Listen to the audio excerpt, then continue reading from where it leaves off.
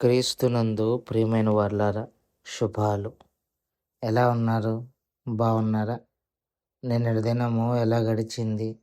ప్రభువుకు మహిమకరంగా జీవించారా? జీవించినట్లయితే ఆయనకు స్తుతులు. లేని ఎడల ఆయన మనలను క్షమించునుగాక.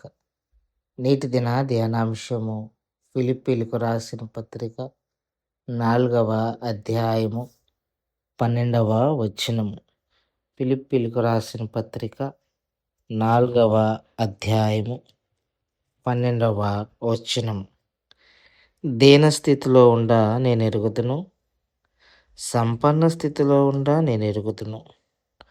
ప్రతి విషయంలోనూ అన్ని కార్యముల్లోనూ కడుపు నిండి ఉండుటకును, ఆకలి కొని ఉండుటకును, సమృద్ధి కలిగి ఉండుటకును, లేమిలో ఉండుటకును నేర్చుకొని ఉన్నాను. దేవుని వాక్యాన్ని మన వెనుకల్లో దీవించి ఆశీర్వదించునుగాక. పౌలు భక్తుడు సంతృప్తి కలిగి ఉండ నేర్చుకున్నాను అంటున్నాడు. అంటే ప్రీవియస్లీ హీ వాజంట్. గతంలో మనోడు అంత సంతృప్తి కలిగి ఉండేవాడు కాదు. క్రైస్తవుని హింసించే విషయంలో ఇంకా ఇంకా ఇంకా ఇంకా చంపాలి అన్న ధ్యేయంతోనే, లక్ష్యంతోనే అతను బతికాడు. అలాంటి పౌలు కోరిక చావని పౌలు ప్రభు దర్శించినప్పుడు అతడు కోరికలన్నీ ఏమయ్యాయో తెలియదు, కానీ ఇక్కడ ఒక మాట అయితే అంటున్నాడు. నేను ఏ స్థితిలో ఉన్నా సంతృప్తి కలిగి ఉండ నేర్చుకొని ఉన్నాను అంటున్నాడు.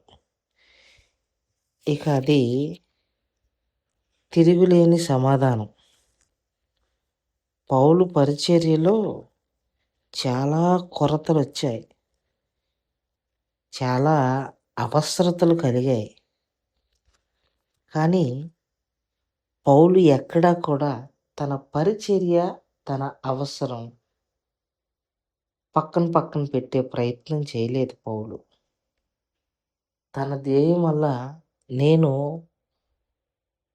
ప్రభు సేవ చేస్తున్నాను కాబట్టి నేను సంతృప్తిగా ఉంటే చాలు, నాకు ఎక్కువ మించి అవసరం లేదు అన్నది పౌలు యొక్క ఉద్దేశం. తన పరిచర్యలో తాను చాలా నేర్చుకున్నాడు. అందుకే ఆ అనుభవాలు ఇక్కడ చెప్తున్నాడు.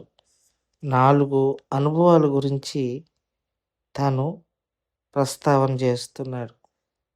సంపన్న స్థితి, దీనస్థితి, ఈ 2 పౌలు చూశాడు. అది కూడా పరిచర్యలో చూశాడు. సంపన్నంగా సంఘస్థులు పంపిన కానుకలు చూచాడు. సంఘస్థులు అవసరతలో ఉన్నప్పుడు కానుకలు పంపకపోతే దాన్ని కూడా కానుకలు పంపినప్పుడు ఎలాగైతే తీసుకున్నాడో, కానుకలు పంపకపోతే కూడా దాన్ని అలాగే తీసుకున్నాడు. ఎక్కడ తేడా రానిచ్చే ప్రయత్నం పౌలు భక్తుడు చేయలేదు. అలాగే కడుపు నిండి ఉండుట, ఆకలి కొని ఉండుట కూడా నాకు తెలుసు అంటున్నాడు. నేను కడుపు నిండా తిన్న రోజులు ఉన్నాయి, పస్తులున్న రోజులు ఉన్నాయి.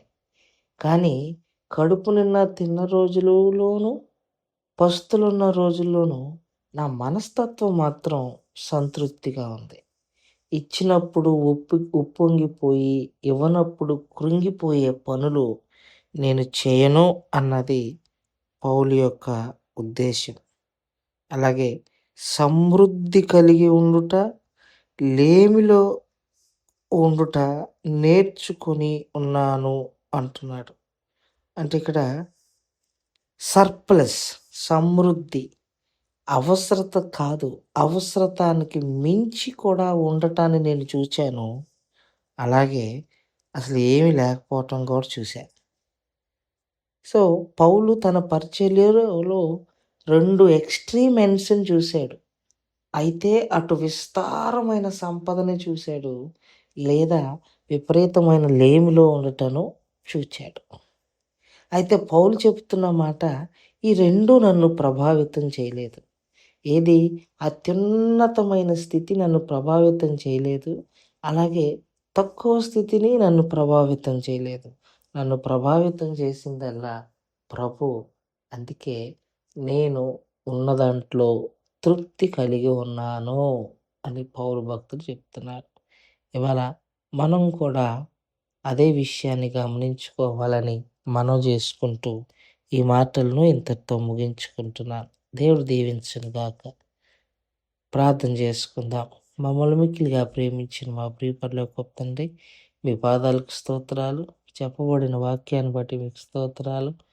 విన్న వాక్యం మా హృదయంలో భద్రపరుచుకొని వాక్యానుసారంగా జీవించగలిగిన కృపను దయచేయమని యేసు నామములో అడిగి వేడుకుంటున్నాం తండ్రి.